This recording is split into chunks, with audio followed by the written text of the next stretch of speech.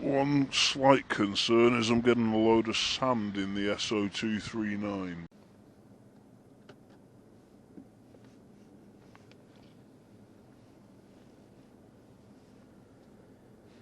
I'm currently in Ravenglass, or it would be Ravenglass, I think, the way to pronounce it properly for north. And that's because I was completely well prepared for my little trip out and forgot coffee, so got my camp stove, my little cafetiere, you know, luxury portable, and then realised halfway to the beach that I'd forgot coffee, so I went a bit further, ended up in Ravenglass. There's a little railway here that takes you over the hills to the base of Hardknott Pass, which I'd love to do one day. It's like a small gauge railway. But anyway, the point of today. So I was at the beach the other day, and I kind of put up a half-arsed vertical, which was based on bits from the DX Commander Expedition kit. And I thought it's about time that I put the kit together properly. So I cut the elements last night. But yeah, I'm going to put the DX Commander together, the Expedition, and see how I get on. I've bought the Ultraflex, the Messing Poloni Ultraflex 7 with me today, so low loss, none of that crappy RG58 nonsense. The weather forecast said it wasn't going to rain, and I suppose it isn't raining, but it's I'm in a cloud, so it's wet. But the intention is to go back to Drigg Beach, and that sort of observation post, I think it is. There's actually Kinetic is nearby, so I think it's got a history of being a firing test range, that place. So I think that little building I was in the other day was an observation post, probably for, you know, people lobbing shells out into the sea years ago, which they still do, by the way. I actually got, when I sailed up here on my boat, I got escorted out of the firing range. Oops. On Monday, I took my 2E0 intermediate exam and passed it. Until my licence is like confirmed by Ofcom and I can actually apply for a 2E0 call sign, I thought, which will be about a week. I thought, well, I'll give myself a week off studying because I want to go straight on to the advanced licence, the M0. Full privileges in the UK, 400 watts, marine mobile and maritime mobile, all of that good stuff. So I thought I'd give myself a week break from studying, and every night that I've gone to bed since, I've just been picking up the advanced book and reading that, mostly because I find it interesting, to be honest. Well, I've arrived, back on Drigg Beach. The tide's a bit further in than it was last time. And somebody seems to have bought a chair to the little hut. Let's get set up and see what happens. I think Mitch was here. That's mistake number one. Forgot to put the Jubilee clips on, and I've extended it all now, and I'll just undo them. I'm not doing it again. Well, that's the Jubilee clip secure with the plates. One slight concern is I'm getting a load of sand in the SO239, but I'm sure I can blow that out. This sea's a bit noisy today. Well, that's the 40 metre element on. I lost the piece of rubber, the small clear hose connection that's supposed to act as this stopper on the end. So I've used some electrical tape instead because that fixes everything. I did have the larger bit though, so that's the fold back for the 40 metre. As per instructions, a slight helical wind above the top spreader. Not very helical, but it'll stop it flapping a little bit.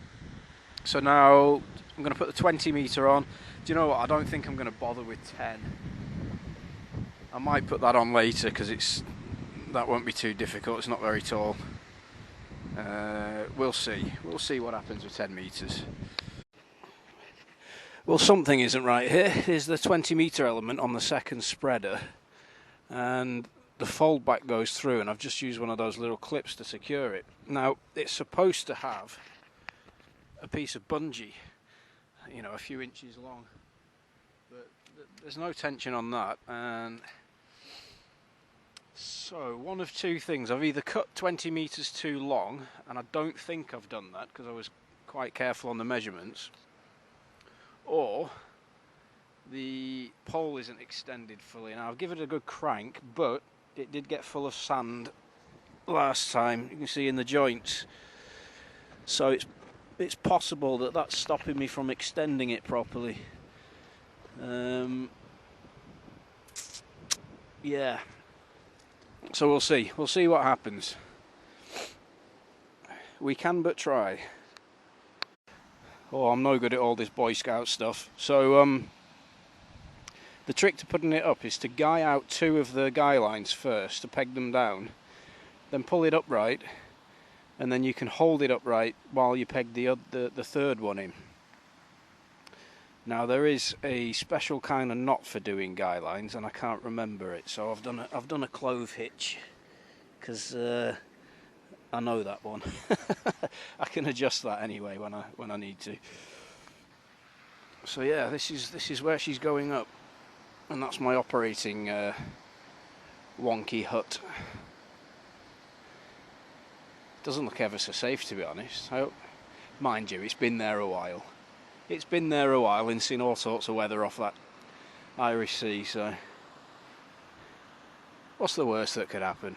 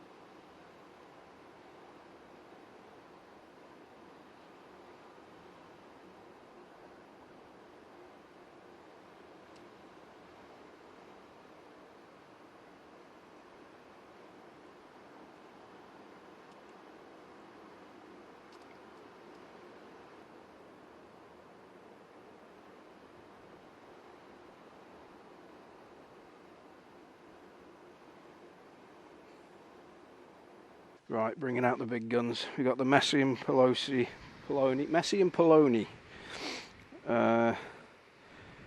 Ultraflex 7. It's pretty low loss. Not as good as the 10, but you know, I'm not Ultraflex 10 kind of rich. Oh crikey, look at the state of that. That needs fixing.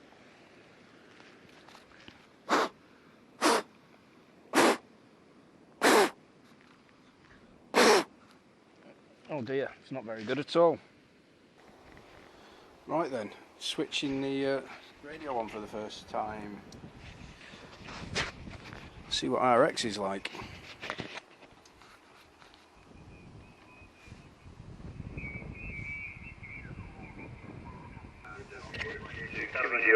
I think he's back, looking a little more settled. Right to you, John. I was hearing you before, John, no problem, it's just not your usual signal. That's good, nice and clear. Certainly don't get it like that at the QTH. Let's try 20. Per il diploma Montagne Italiane, Etna, Quarezeta. So I've just tried it on 20 and 40 and the SWR is completely through the roof. I mean, is this antenna any good or what? Or how the bloody hell did I get a license in the first place? There's the ground radials. Right, so after getting a bit too excited and attempting to transmit with no radials connected, she's all good to go now. So in theory I've got 20, 40 and I should have 15.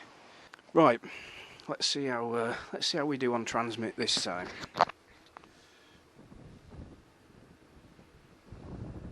40 metres, 2.5 to 1, so it's a little bit high. 20 metres, and it's jumping all over the place. I think that might be down to the shit that's in the SO239 socket. Bugger, this might be a problem. I'm going to give Whisper a quick go, but the SWR is just bouncing everywhere. It's low on 20, it's acceptable, but you know, it should be stable, and it's not. Can you see that?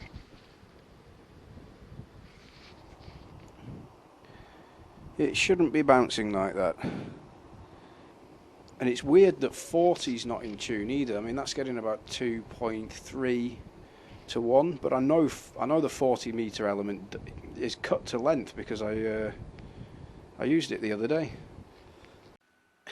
These things are sent to try us. So I'm gonna make a brew, and I got a new water heating pan, and it's too small to fit on the stove. Fortunately, some litterbugs have helped me out. A bit of a barbecue left over.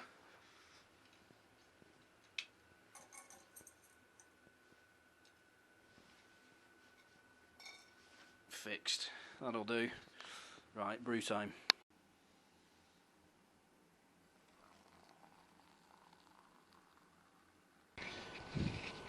Yeah, it is down to, look, I fiddled with that I fiddled with the PL259 in the socket. So if I click tune on 20 before, and it was on like 1 point something to 1 before.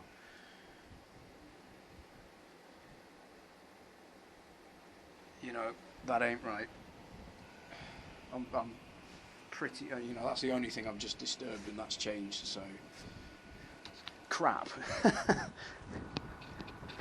Oh well, there's not a lot I can do about that. There's nothing I've got to clean it out.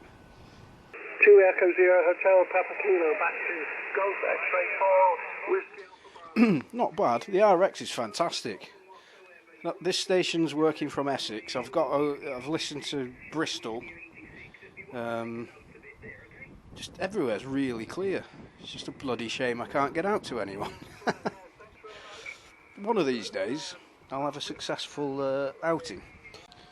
Right, I'm going to do one more TX 20 metres on Whisper and pack up, I think.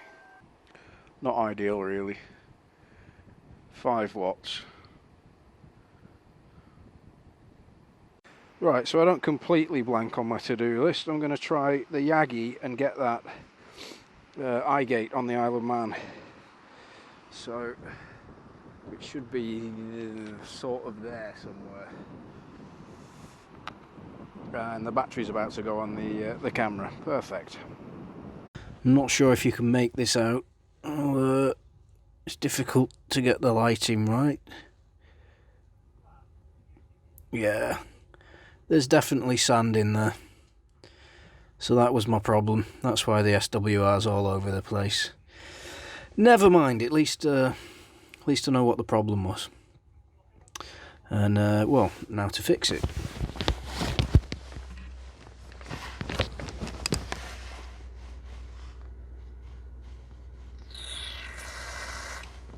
Yeah, that seems to have fixed it.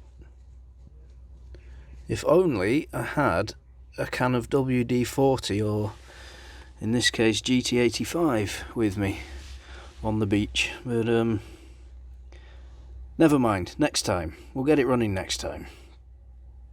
Holy cow. This is editing Nathan. I've just finished putting this together, and I thought, well, I've not actually checked my Whisper results from earlier, and I really wasn't expecting much given the suboptimal situation. But have a look at this. There you go. That's the DX Commander Expedition with a really dicky coax connection. I'm blown away by that. Anyway, 7.3.